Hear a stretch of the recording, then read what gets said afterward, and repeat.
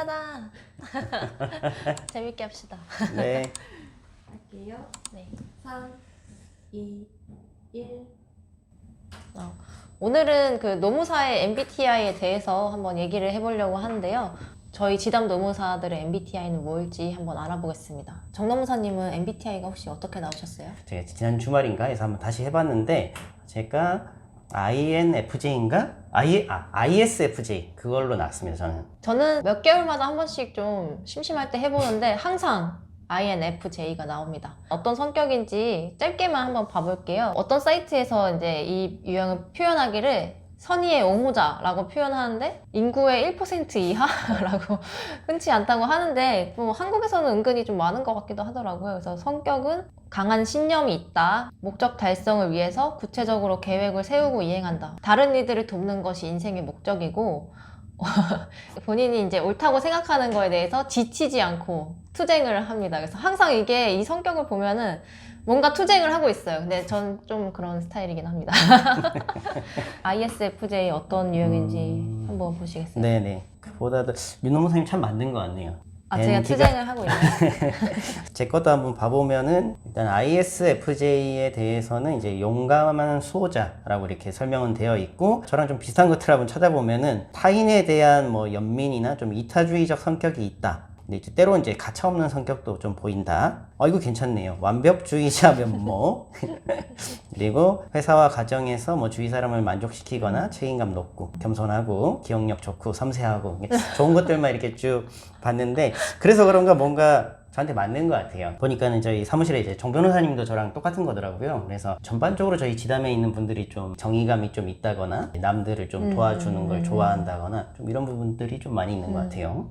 그리고 임장훈 변호사님은 INFP 유형이어서 저랑 이제 P냐 J냐 끝 글자만 다르거든요. 그래서 저희 지담은 놀랍게도 모든 구성원들이 다 F, 필링의 MBTI 요소를 갖고 있습니다. 그래서 저희들은 다 공통적으로 좀 공감을 잘하고 약간 이타주의적인 좀 면이 있는 것 같아요. 그래서 도움이 필요하시면은 도움을 주길 좋아하는 저희 지담을 찾아주시면 좋겠습니다.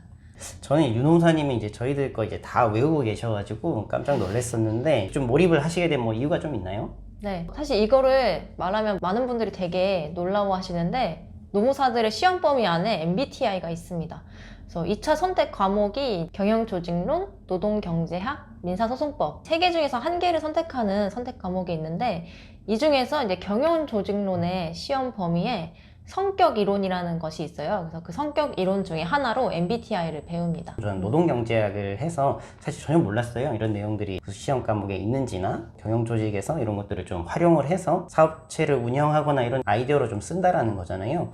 그런 것들은 굉장히 좀 놀랍네요. 경영조직론은 좀 말 그대로 어떻게 회사를 경영하고 이렇게 조직을 꾸려나갈 것인가 배우는 그러니까 이론이 엄청나게 많이 나오는 암기 과목인데요. 그래서 이제 MBTI를 배울 때도 MBTI 이렇게 쉽게 외우는 게 아니라 마이어스 브리그스 타입 인디케이터라는 풀 네임까지 다 외워야 했거든요. 당연히 ESTJ, INFP 각 요소의 철자가 뭐의 이제 앞글자인지도 그 영어 단어와 이 뜻도 다 이제 쓰고 그래서 뭐 장단점이 뭐고 실제 이제 기업에서 얼마나 쓰고 있는지 이런 것까지 이제 한 시험지 4페이지 정도의 분량으로 이렇게 달달 외우는 그 주제 중에 하나였습니다. 당연히 잘 아시고 또 이렇게 몰입을 하시는 이유가 있는 거네요. 네, 사실 저도 MBTI 과몰입러가 되고 싶지 않았는데 공부를 너무 열심히 하다 보니까 제가 좀 잘 알게 됐고 시험을 끝나고 이제 핸드폰을 켜고 세상에 나와 보니까 제가 자연스럽게 MBTI 좀 과몰입러가 되어 있더라고요. 그래서 어떤 모임에 가면 그거는 뭐 I는 무슨 뜻이고 뭐 이렇게 설명을 하고 있는 저를 발견할 수 있었습니다.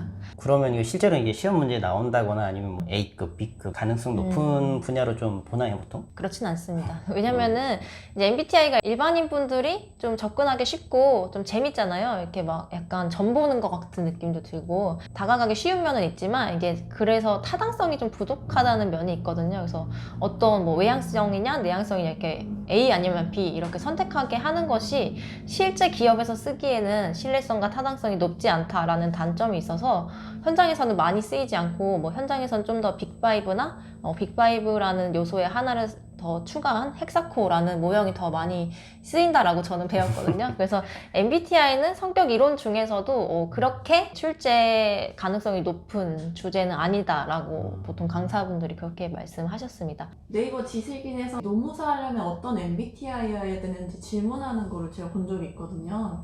노무사 하기에 잘 맞는 MBTI가 따로 있나요? 요즘에 이런 질문 많이 있더라고요. 저는 직접적으로 좀 질문을 받은 적은 없긴 한데 뭐 노무사에 맞는 MBTI 성격이나 이런 건 좀 있을 것 같긴 한데 MBTI는 일단은 잘 모르겠습니다. 제가 요즘에 좀 걱정이 되는 거는 이제 MBTI가 혈액형이나 뭐 점 보는 것처럼 아예 신뢰할 수 없는 성격이론은 아니지만 이 유형에 따라서 뭐 진로나 적성, 본인의 직무 이런 것이 완전히 이렇게 고정적으로 정해지는 건 아닌 것 같거든요. 왜냐면은 다 사람은 흥미와 뭐 장단점이 있잖아요. 근데 그런 것까지 MBTI가 담아낼 수는 없기 때문에 최소한 이제 MBTI에 꼭 국한하지 않더라도 저는 이제 뭐 즉흥적인 것보다는 조금 계획적이고 체계적인 성격이 이제 노무사 일에는 맞을 수 있다는 생각은 들어요. 왜냐면은 의뢰인이나 자문사가 이 한 시점에 하나만 있는 것이 아니고 본인이 이제 진행하는 사건은 굉장히 이제 여러 건이 동시다발적으로 진행이 되잖아요. 근데 그 여러 건이 마감이나 이제 진행 상황은 다 때때로 다르단 말이죠. 각 프로젝트에 따라서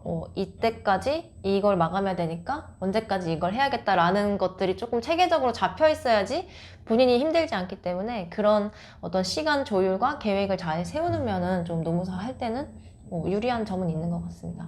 하지만 이것하고 해서 MBTI가 꼭 J여야 한다 뭐 그런 건 아닙니다.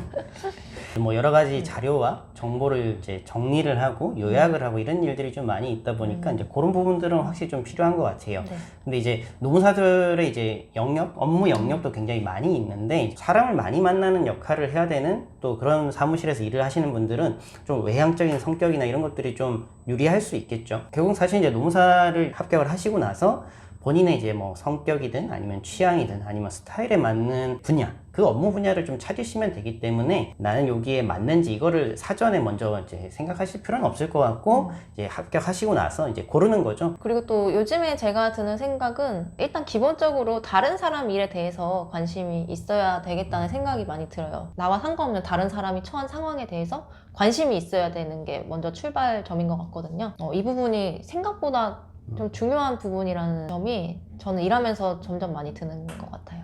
네, 저도 좀 비슷한 부분들이 있는 것 같아요. 그래서 좀 사건이 이제 끝나고 이분에게 뭔가 새로운 사건이 좀 발생을 했을 때 다시 연락을 주시는 분들이 있어요. 그래서 어떻게 연락을 주셨냐 하면은 이 사무실이나 아니면 이 노무사가 나에게 뭔가 도움을 주고자 노력을 하고 있다. 그러니까 좀 진심으로 뭔가 이런 것들을 좀 느낀 분들은 다시 한번 안부를 묻는다거나 다른 분들을 이렇게 소개를 해주는 경우들도 있죠. 물론 이제 의뢰인들마다 이제 그 대리인에게 원하는 부분들은 좀 다른 것 같아요. 강한 푸시를 원하는 분들도 있고 감정적 지원, 지지, 논리적인 접근 원하는 부분들을 좀 다른 것 같아요. 그래서 그런 것들이 좀 충족이 됐을 때 업무가 더 잘 진행이 될 수 있는데 그런 것들을 좀 파악할 수 있는 능력, 그러니까 이 사람이 지금 나에게 뭘 요구하고 있는지 이런 부분들을 좀 빠르게 캐치를 해서 거기에 맞게끔 대응을 하고 뭐 감정적 지지든 아니면 논리적 접근이든 거기에 맞게끔 이제 할 수 있는 좀 뭐 센스나 순발력 이런 것들도 좀 노무사에게는 좀 필요한 부분인 것 같아요. 오늘은 이제 MBTI 관련해서 저 이것도 한번 말씀을 좀 드려보고 여기 좀 어떠한 이론에서 좀 나왔고 좀 어떠한 부분에서 활용이 되고 있는지 좀 말씀을 좀 드려봤습니다. 다음번에도 또 유익한 내용으로 인사드리도록 하겠습니다. 감사합니다. 감사합니다.